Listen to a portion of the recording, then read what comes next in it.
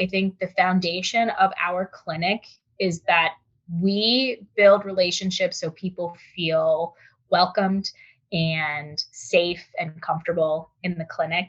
And that is what brings them back.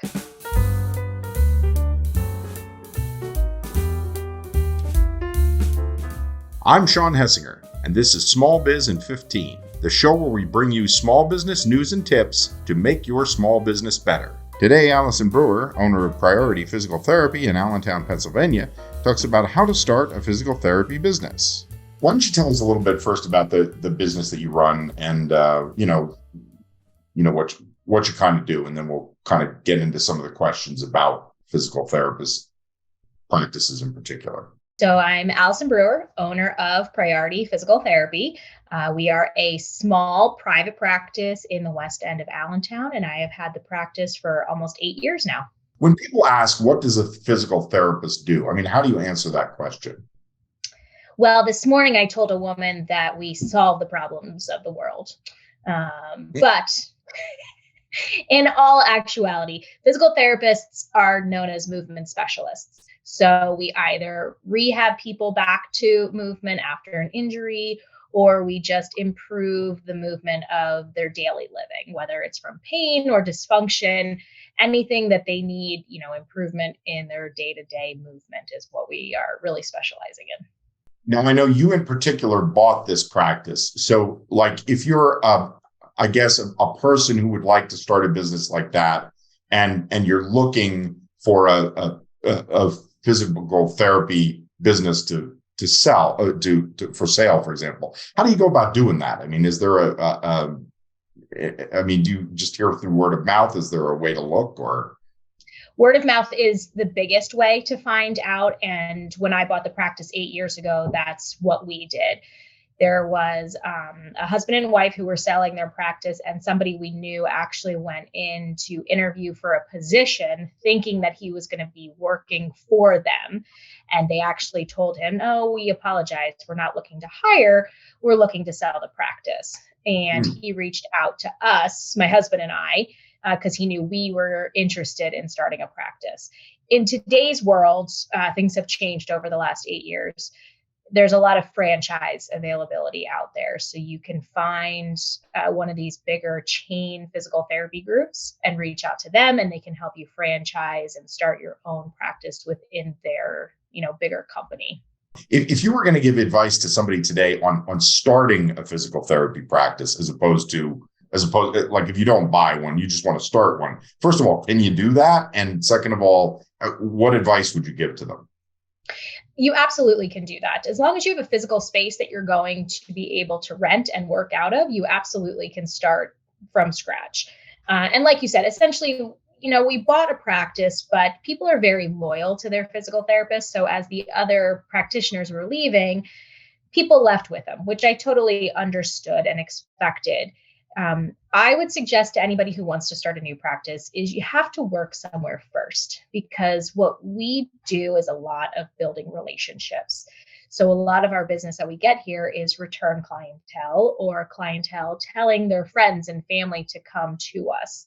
So that initial part of getting yourself out there, knowing people, building relationships really can help in the long run. So I worked for 2 years in the Lehigh Valley before I started my practice. And that did help. I had people who I had met over the years of working here who then, came back to see me later on, or even came with me when I started the own practice. But I think the basis of it is really building relationships and getting your name out there. What kind of licensing do you need need for a physical therapy business? And I guess what I'm asking is, obviously, to be a physical therapist, even if you work for another practice, you have to have certain kind of licensing. But is there a separate license that you need to start a practice on your own?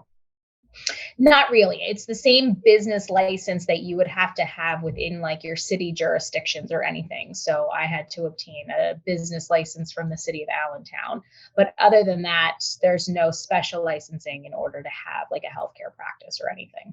Are there different kinds of physical therapists, and are there different kinds of, do you need a license or a degree, or how does that work? So now everybody has to get a doctoral degree. So it's either 4 years as an undergrad or 2 to 3 years, depending on what school you go to for a graduate program. Some schools have really condensed down the time. It's all the same curriculum. Some schools have just taken out breaks and really tried to condense it so people aren't getting as many years of student loans adding up. But essentially, it's 6 to 7 years of education. You get a doctoral level degree, and then you have to sit for state boards the way any doctor or nurse would have to do as well. For anyone watching this video, and of course for our website, we do very general stuff on business. There might be people who are interested in various kinds of health things that don't necessarily have a certification, but are interested in the administrative part of it. And I was just wondering if, from an entrepreneurial standpoint, if there is an opportunity for people who want to build a business and maybe want to hire it, don't want to deal with the patients, or don't have the certifications to deal with the patients, and just want to build that business. I just wondered if Absolutely. That was a I definitely think it's possible. I think somebody with more education in healthcare would be beneficial. But yeah, there's plenty of practices that I've encountered over the years where the owner or the manager of the clinic was not a physical therapist. I've met some physical therapy assistants who run the practice, which is a little bit different because they technically need to be supervised by a physical therapist if they want to treat patients. So they do take more of an administrative role if they're the ones who are in charge of the clinic. Let's talk about money, because you talked about the loans and everything, and the amount it takes to get this license. Is it profitable? And if you put together a physical therapy practice, I mean, how much can a practice like that make? I mean, is there a general rule of thumb or a general idea that people could get an idea of how profitable it is? That's a tough question. I mean, it's definitely profitable, or I still wouldn't be here. My husband works for the networks, and running the business is definitely more profitable than just working as a clinician for the networks. And depending on how big your practice is going to change the income of the practice. We're much more profitable now that I have 3 clinicians working for me.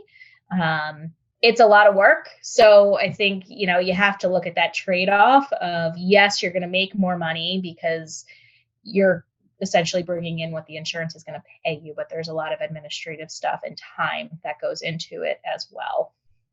But it's really hard to judge just a base income because it's really going to depend on the amount of patients and how many clinicians are working. I was fascinated to find, doing my research, this is something I didn't know, that there are different types of physical therapy, and in fact, different types of you can specialize in different things in physical therapy. And I was wondering, what are the different types of physical therapy that you might want to, are there specializations that you might want to look at in your practice? Yeah, so there's 8 specialties that physical therapists can obtain. It is not necessary. You can still just be a general practicing physical therapist.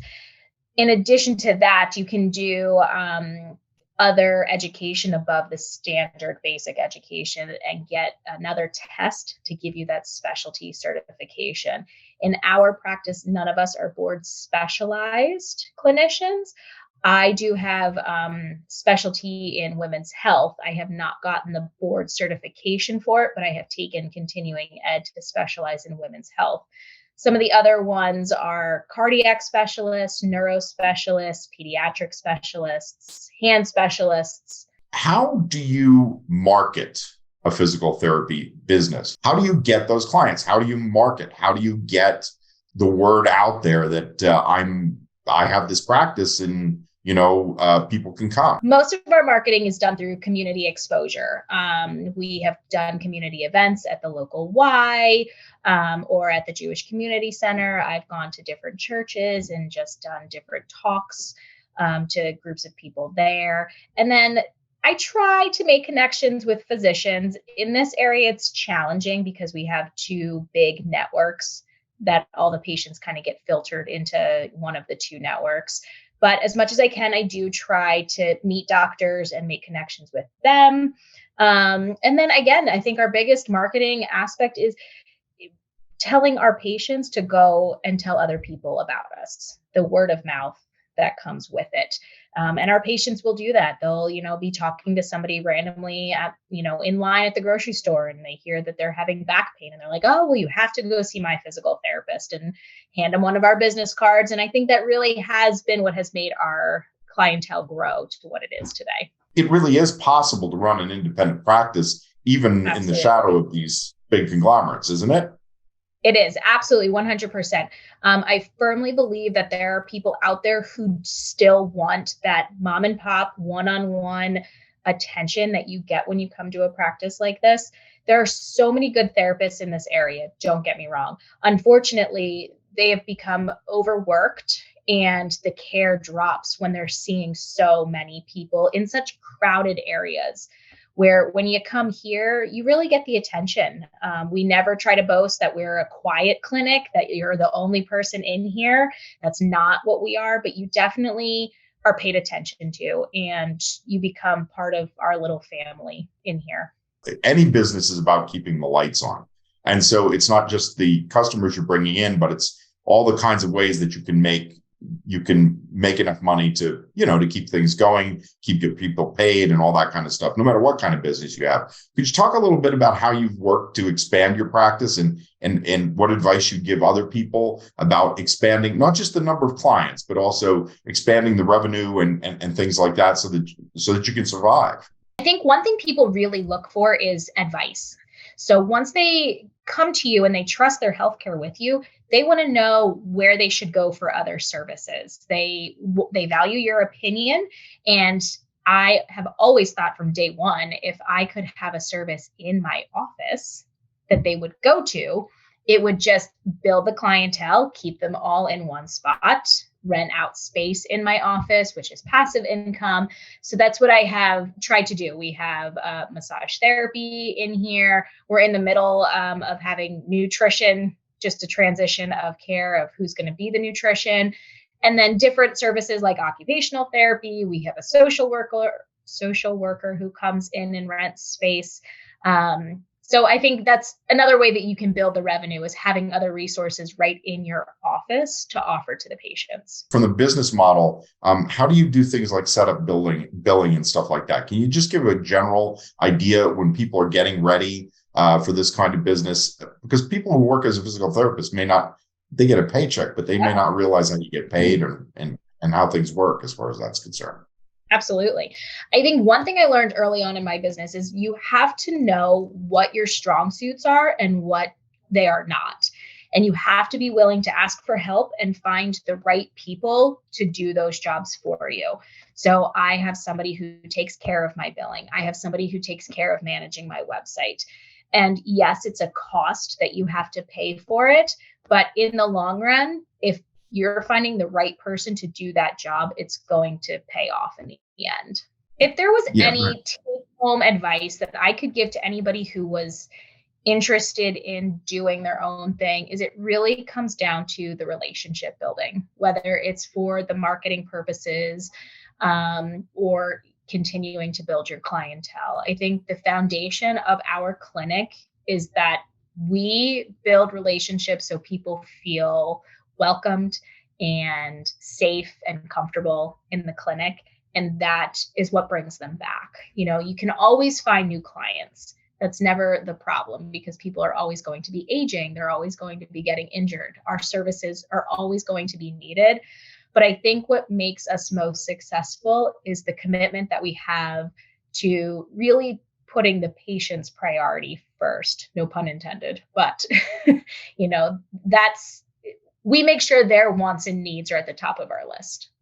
Well, that's it for another episode of Small Biz in 15. Thanks again to Allison Brewer. Please like and subscribe if you enjoyed the show, and please leave a comment and let us know what topics you'd like to see covered in future programs. For more small business news and tips, join us at smallbiztrends.com.